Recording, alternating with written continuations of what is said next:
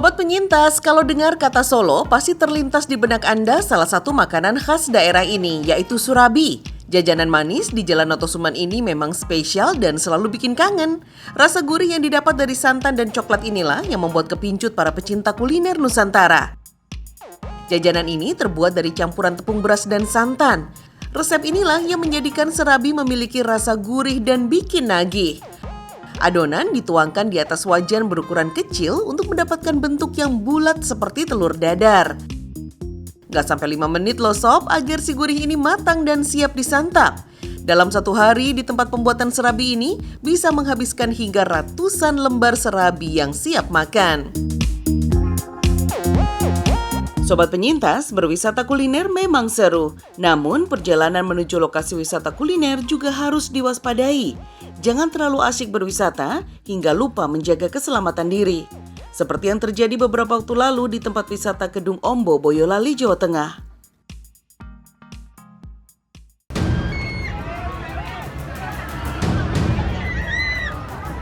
Sobat penyintas, beberapa waktu yang lalu terjadi musibah di tempat wisata Waduk Kedung Ombo, Boyolali, Jawa Tengah. Rencana wisata menikmati makanan di warung apung pun berubah menjadi duka setelah perahu yang ditumpangi pengunjung terbalik.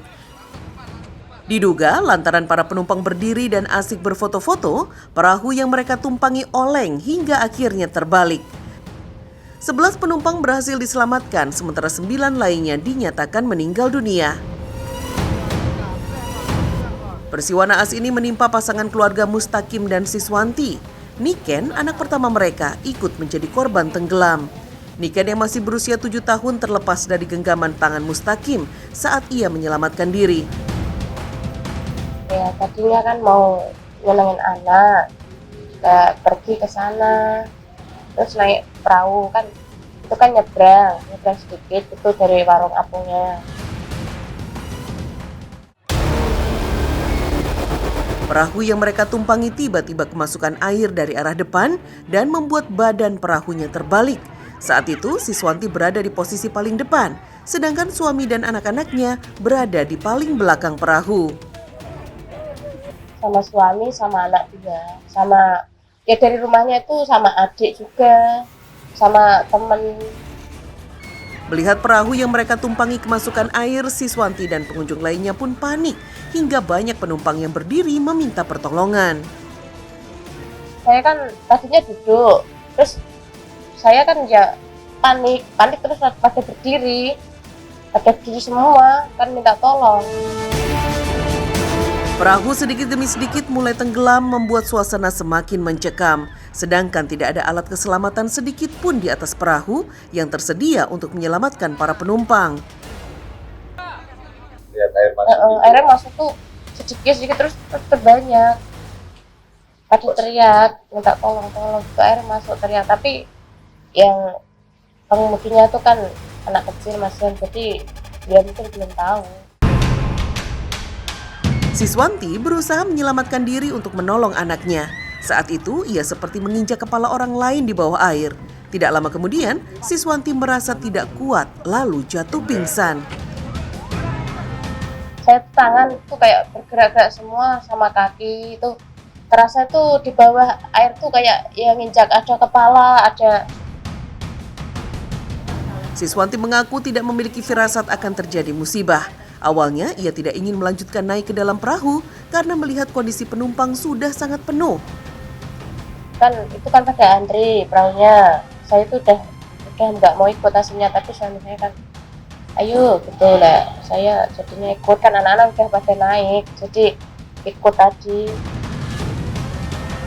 Siswanti sempat menahan nafas di dalam air cukup lama dan sempat banyak menelan air waduk. Ia merasa hampir putus asa karena pertolongan datang cukup lama. Usai diselamatkan, Siswanti sempat beberapa kali pingsan dan terus menangis lantaran anak pertamanya Niken belum ditemukan. Saya lihat anak saya sama suami saya, yang anak yang kecil, anak saya. Terus saya lihat yang anak saya yang salah satu Nikennya belum ketemu. Jadi saya tuh teriak-teriak terus, nyariin dia. Tapi kok lama banget belum ketemu gitu. Setelah menghilang kurang lebih 3 hari, jenazah Niken, anak pertama Siswanti, akhirnya berhasil ditemukan pada hari Senin pagi. Jenazah Niken adalah jenazah terakhir yang berhasil ditemukan pada hari itu. Usai musibah ini, Siswanti tidak berani jika bepergian ke tempat wisata air. Ia hanya bisa berdoa untuk anaknya dan berusaha untuk tetap tegar. Ya kalau ada ya saat ini kalau bepergian, kalau nggak bisa renang ya kalau bisa nggak usah lah naik gitu kan, takutnya itu ya jadi yang nggak diinginkan. Musibah ini juga menimpa Ahmad Nurdin, Siti Mukaromah istrinya, serta Wilda anak dan keponakannya ikut tenggelam pada saat kejadian. Ketiganya ditemukan dalam keadaan sudah tidak bernyawa. Mereka naik ke perahu yang berbeda karena perahu yang ditumpangi istri dan anaknya sudah penuh.